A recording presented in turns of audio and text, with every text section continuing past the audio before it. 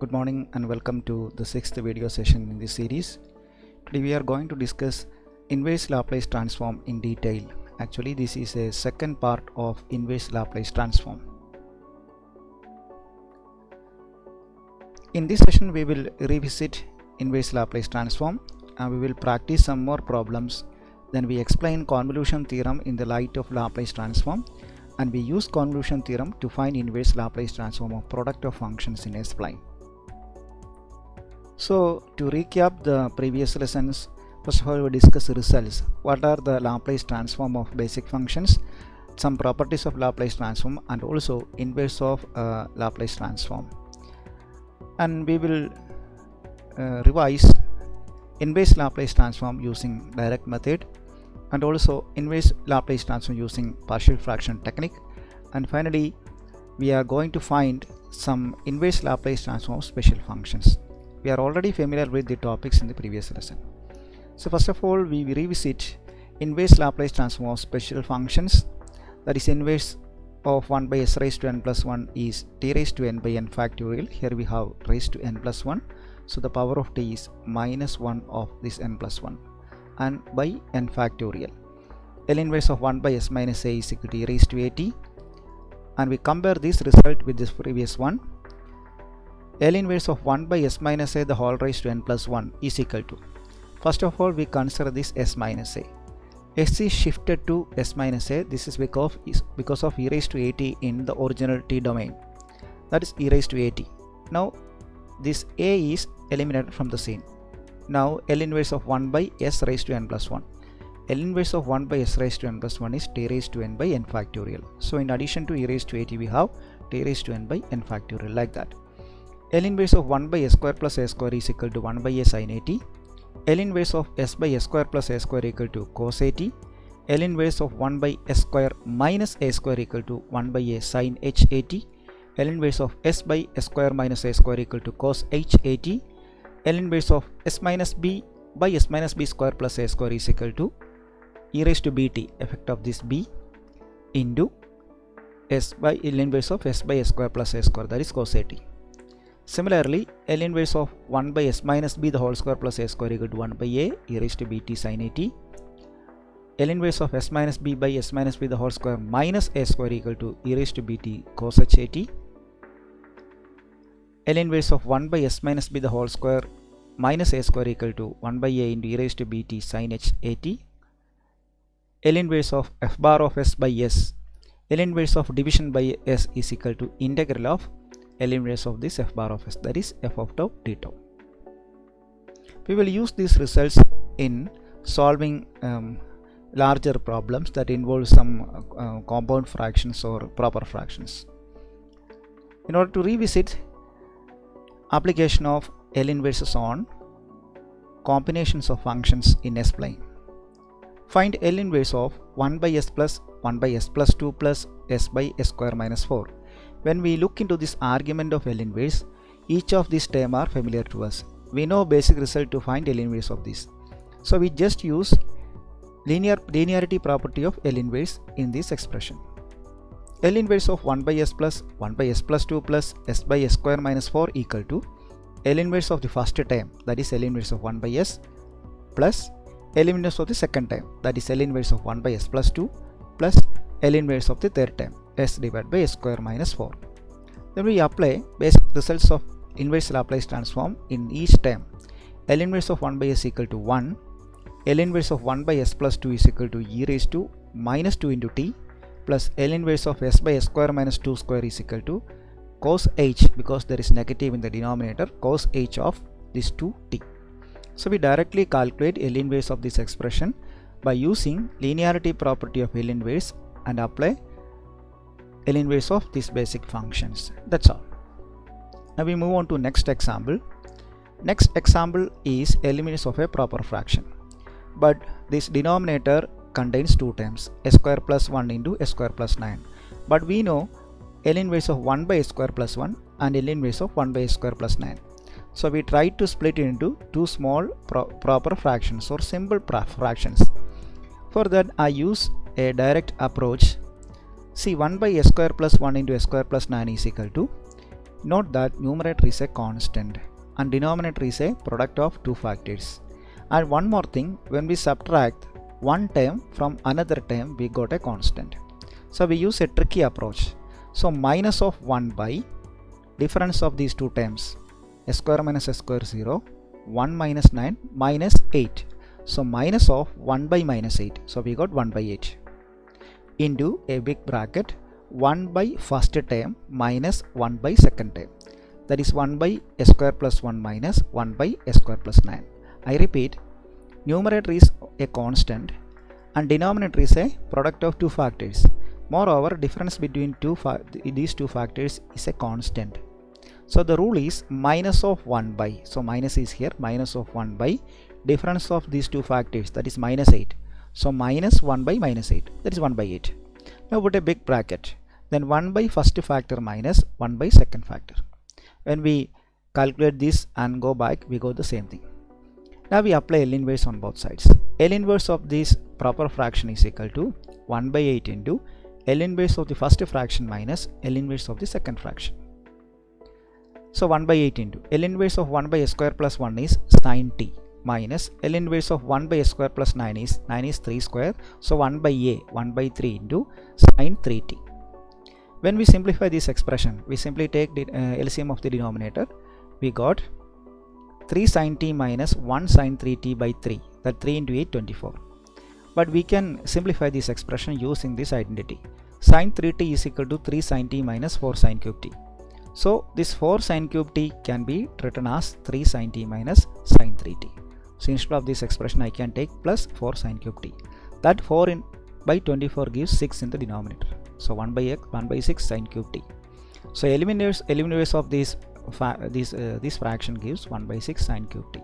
So here we are also splitting this fraction into simple fractions. Either you can use this technique or method of partial fraction to get simple fraction like this. Okay. Next problem. Find L inverse of cot inverse s by a. But remember, cot inverse s by a is not a rational expression. We usually see Laplace transform time domain functions into rational expression, but it is a special form. We are familiar with this special form in the Laplace transform topic. In such case, we use a simple result. Idea is straightforward. We write this argument as f bar of s, then take its derivative, that is f bar dash of s, then apply a result. L inverse of f bar dash of s is equal to minus t into f of t. L inverse of f bar dash of s is equal to minus t into f of t. From that we can calculate f of t. Okay, we will do this problem. This is my f bar of s, our original argument. Then take f bar dash of s. This is derivative of cot inverse s. Derivative of cot inverse is minus 1 by 1 plus this argument square. So minus 1 by 1 plus s by a the whole square into derivative of this, that is 1 by a. When we simplify this expression, we got minus of a square by s square plus a square into 1 by a. This a square and a get cancelled, so we got a in the denominator. So minus a into 1 by a square plus a square. Now we can take L inverse. L inverse of f bar dash of s equal to constant minus a into L inverse of this fraction. But L inverse of 1 by a square plus a square equal to 1 by this a into sin at. That a and this a get cancelled. So minus sin at is equal to, from the rule, L inverse of f bar dash of s is equal to minus t into f of t. This is the rule. When we write minus sin at equal to minus t f of t, minus and minus get cancelled. So we got f of t is equal to sin at by this t. So we directly got f of t is sin at by t. Actually, this is a division by t problem. Laplace transform of division by t is integral s to infinity L of f of t. That is the idea. In that case, we got that cot inverse function. So in inverse Laplace transform involving such special functions like cot inverse, tan inverse and logarithm, we make use of this result. L inverse of f bar dash of s is equal to minus t f of t. So in such cases, you directly make use of this result. In that case, you write down given argument f bar of s, take its derivative and simplify that expression in this form. Take L inverse and use this result and eliminate this f of t. The f of t is sin at by t. Next problem is find the inverse Laplace transform of 1 by s into s square minus a square. Again, We can either use partial fraction technique or use this result. In partial fraction technique, you have to write 1 by s into s square minus a square as 1 by s into, we split it into two factors, s plus a into s minus a. So the partial fraction should be a by s plus b by s plus a plus c by s minus a. It will take much time to solve that problem. We will use a standard result. The result is L inverse of f bar of s by s. In this case, f bar of s is the small argument 1 by s square minus a square, and that by s is here. We can remember this result in this way. L inverse of f bar of s by s. Oh, it is division by s. The effect of this division by s is integral 0 to t. When we put integral 0 to t, roll of s is over. The remaining portion, you just hide this s with your finger, you got L inverse of f bar of s. You just write that. L inverse of f bar of s is f of t d tau. Then we start with f bar of s. F bar of s equal to 1 by s square minus a square. So L inverse of our problem 1 by s into s square minus a square is equal to, oh, it is division by s. So you just put effect of s as integral 0 to t. Hide this s. Remaining topic is L inverse of 1 by s square minus a square on left side. L inverse of 1 by s square minus a square, you put it. Now we just look into this. L inverse of 1 by s square minus a square is 1 by a, there is negative in the denominator, so sin h a tau d tau. This t is the upper limit.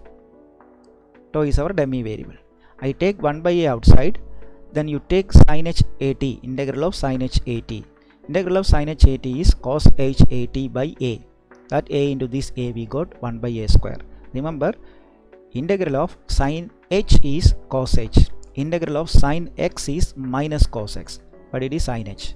So cos h a tau by a, that is a square. We have to put limit 0 to tau, 0 to t.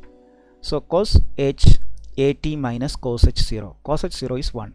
So we got 1 by a square. This is a square. 1 by a square into cos h a t minus 1. That is the result. So instead of doing that partial fraction method, we can use this result. In this case, instead of s we have a square, you have to take double integral. If s cube, you have to take triple integral. That's all.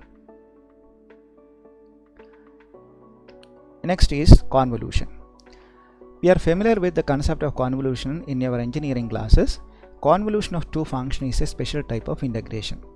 F star g is convolution of f and g, that is equal to integral 0 to t f of tau g of t minus this measure tau d tau. That means we multiply this function f and g in a special way. We take a measure t for f, then we take the functional evaluation of g in a inverse measure in terms of t. If f of tau, I am using tau, in g the argument is t minus tau. Here t is the upper limit. We are integrating from 0 to t.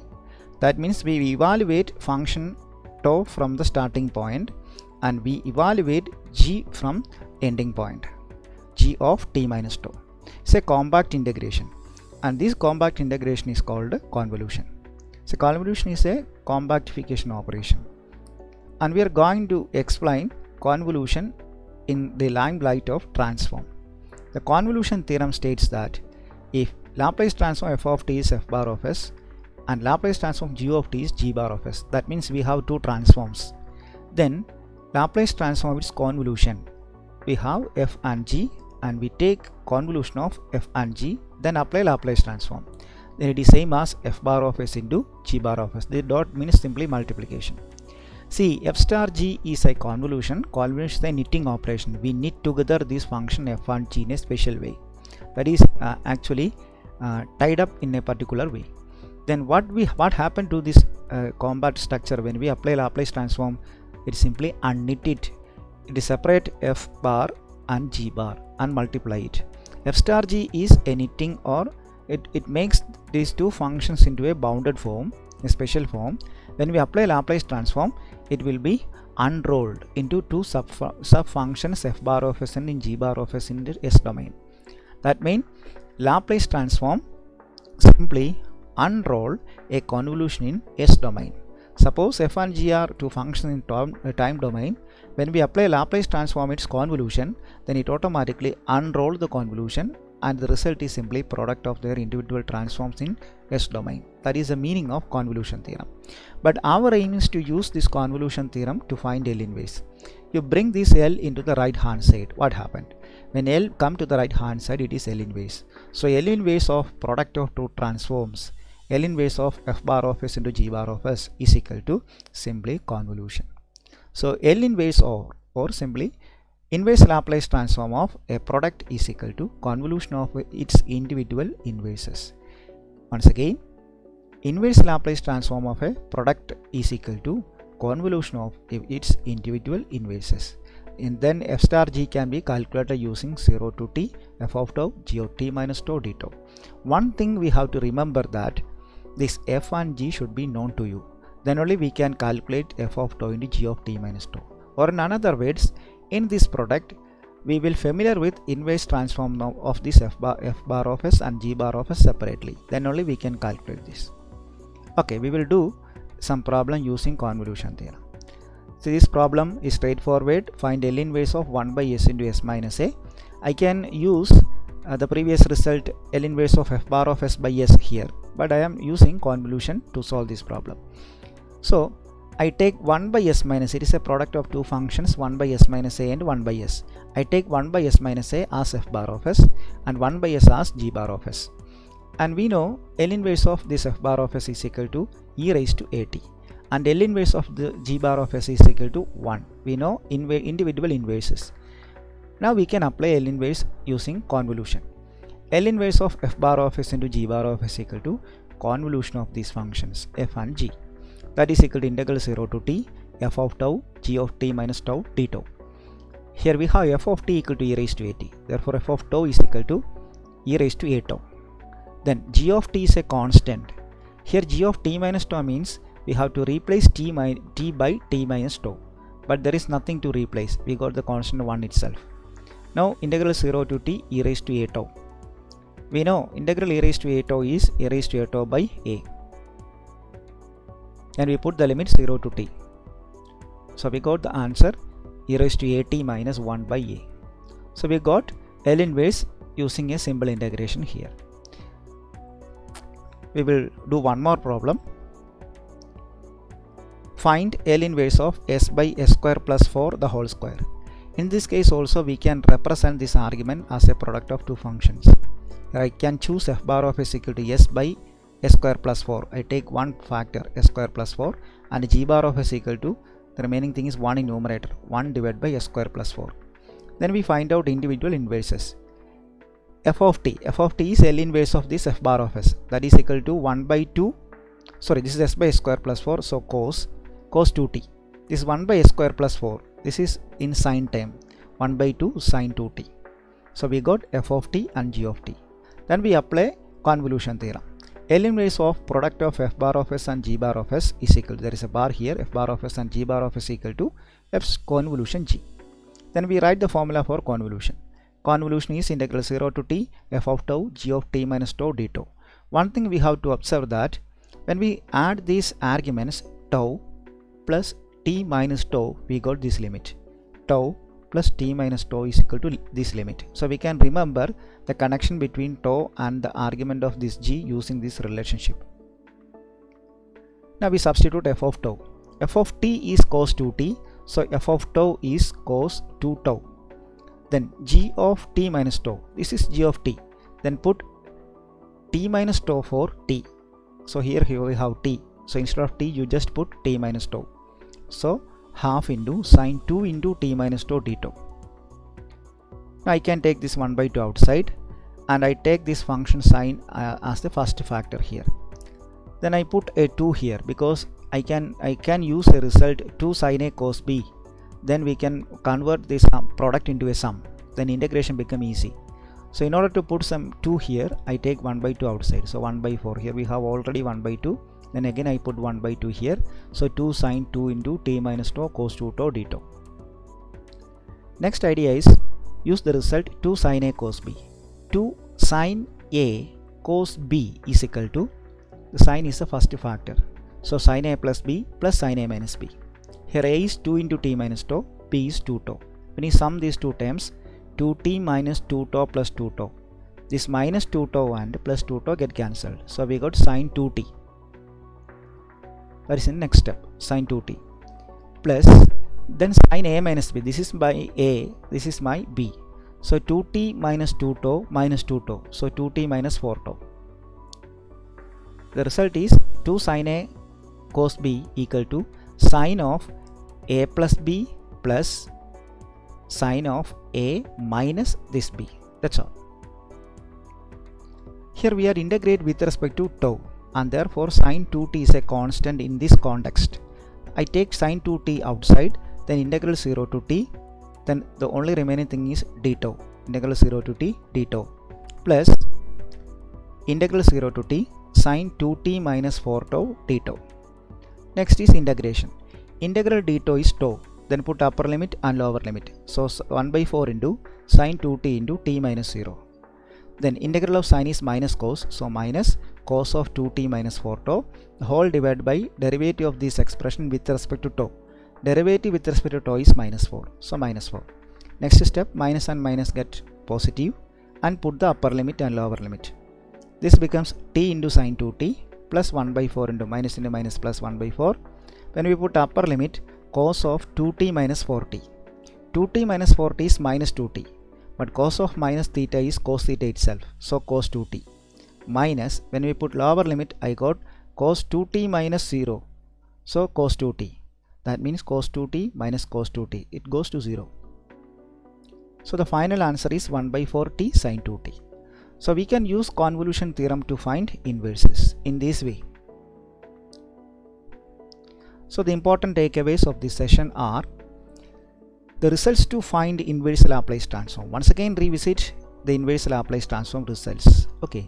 The second one is various methods to find inverse Laplace transform. We have learned the direct method, partial fraction method, and then special functions available in Laplace transform, and also the convolution theorem.